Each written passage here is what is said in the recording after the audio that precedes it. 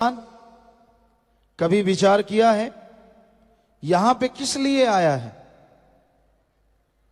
और आखिर जाना कहां है, किस लिए आया है? आमतौर पे लोगों का एक रवैया बन चुका है, खाओ पियो ऐश उड़ाओ, ये जग मीठा अगला किसने देखा है। अगला जिन संतों ने, पीर फकीरों ने, पैगंबरों ने देखा है उनकी मानने को तैयार नहीं होता। उनके लिए कह देता है कि नहीं,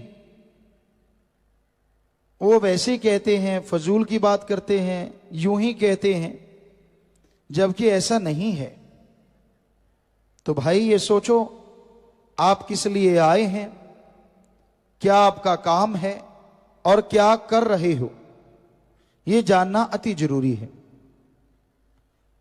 एक बात आपको बताएं, हमारे धर्मों में इंसान को सर्वश्रेष्ठ बताया है कि सबसे श्रेष्ठ इस धरती पे अगर कोई प्राणी है तो वो है मनुष्य। हिंदू धर्म में कहा है सर्वश्रेष्ठ, अति उत्तम जून, सरदार मुखिया जून। इस्लाम धर्म में बोला गया खुद मुख्तियार जून। सिख धर्म में कहा गया सर्वश्रेष्ठ सरदार मुखिया जून।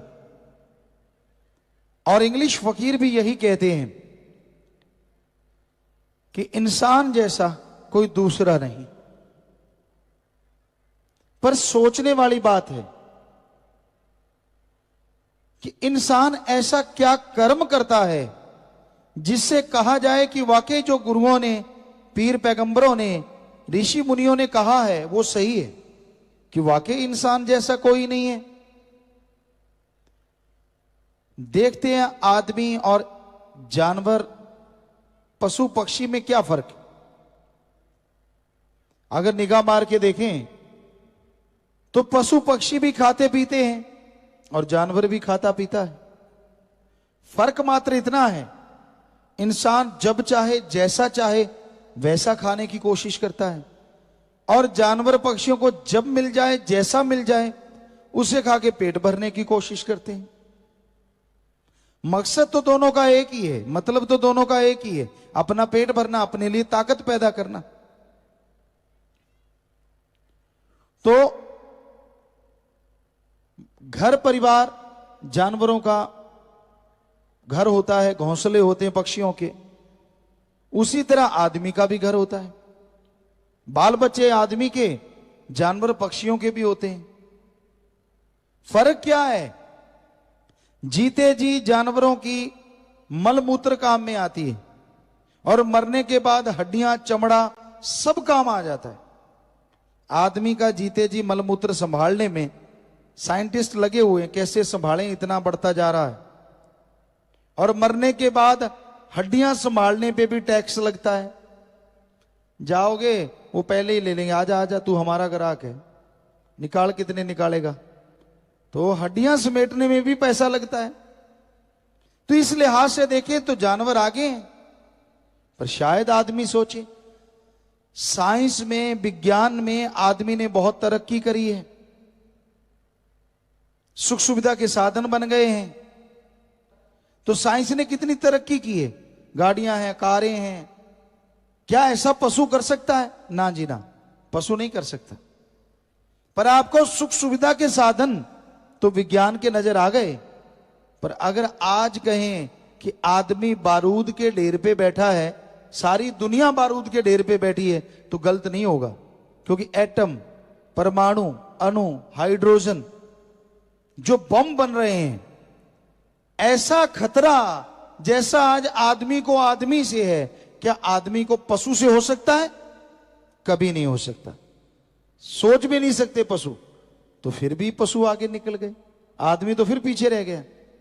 फिर धर्मों में क्यों कहा कि आदमी सर्वश्रेष्ठ है, अति उत्तम है, सरदार जून, मुखिया जून, सर्वश्रेष्ठ जून? क्यों?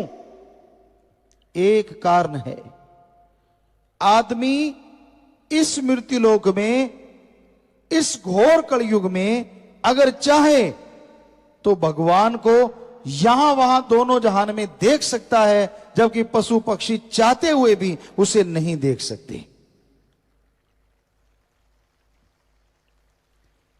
आदमी को भगवान ने यह ताकत दी है, अगर भगवान का नाम जपे, जीते जी गम दुख दर्द चिंता बीमारियों से मुक्ति, मरने के बाद आवागमन से मुक्ति आदमी को मिल सकती है, जबकि देवी देवता को भी नहीं मिल सकती, पशु पक्षियों की तो बात छोड़ो।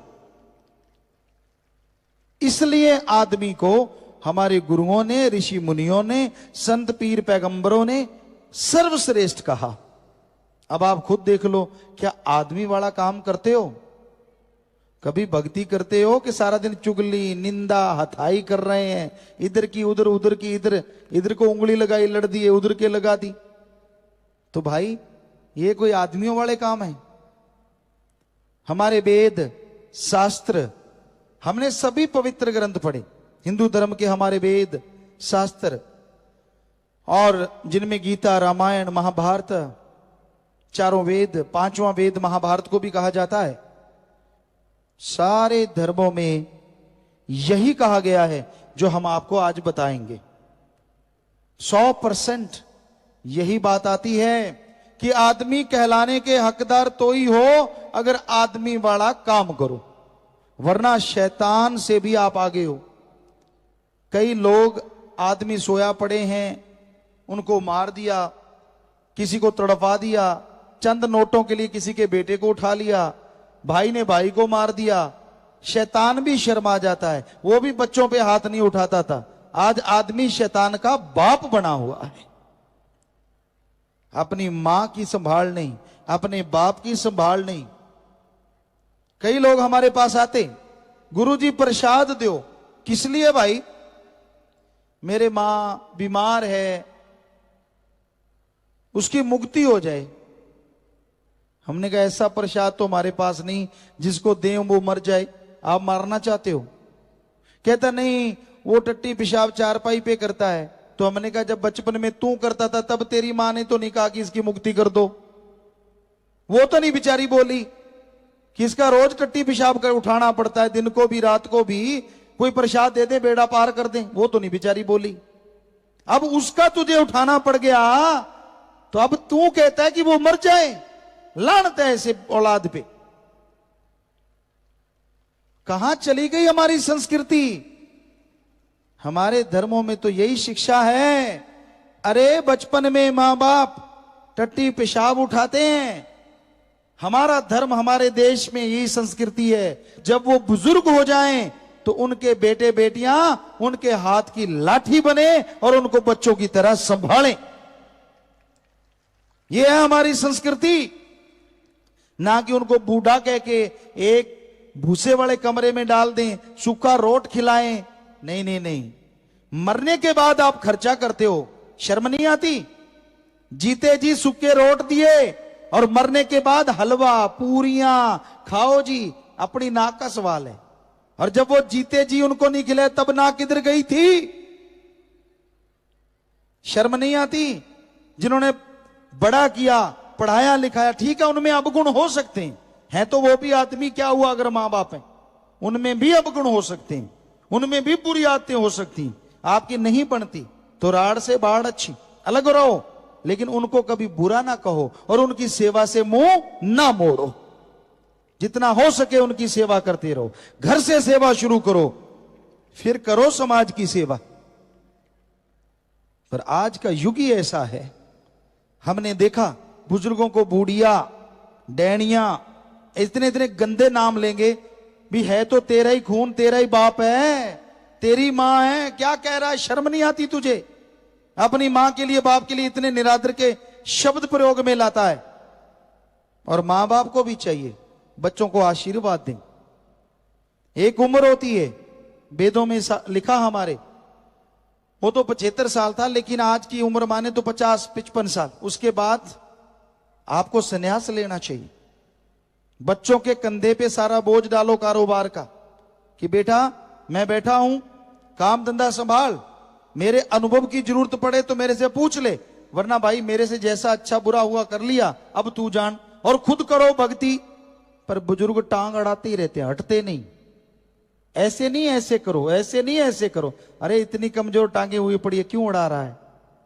राम राम जप, ये लिखा हमारे धर्मों में। पर हमने देखा है नौजवानों को कम फिक्र होता है, बुजुर्ग जो जो। एक माता आई, हमने कहा बोल माता क्या चाहिए? बातें चल रही थी, संगत बैठी थी। हमने कहा शायद कोई बीमार होगी कुछ, या भगवान का नाम मांगेगी। कहती गुरुजी एक बात सुनो, हाँ मुझे पड़पोता चाहिए। तेरी आगे बेटों ने पोतों ने रंग लगा दिया। कहती नहीं रंग तो नहीं लगाया, फिर भी दिल करे। अरे भगवान को पाने का दिल क्यों नहीं करता? आगे से आगे फंसते जा रहे हैं, फंसते जा रहे हैं। तो कहने का मतलब दोनों पीढ़ियों को समझना चाहिए। हमारी संस्कृति को बुजुर्ग आशीर्वाद देते हैं, और एक उम्र आती है उसके बाद सन्यास लेके बच्चों के कंधों पे बोझ डाल देते, तू जान भाई तेरा काम जाने, मैं तो राम नाम जपूंगा। तो दोनों पीढ़ियों में कमी है, नौजवानों में भी बुजुर्गों में भी। दोनों को ही हम कह रहे हैं समझो अपने अपने कर्तव्य को, समझो अपने अपने फर्ज को, और उसके अनुसार चलो। ये कहता है हमारा धर्म, ये कहते हैं हमारे विधि विधान। धन धन सतगुरु तेरा ही आशा। सभी साथ संगत जी से निवेदन है कि मेरा चैनल जरूर सब्सक्राइब करें जी। धन धन सतगुरु तेरा ही आसरा।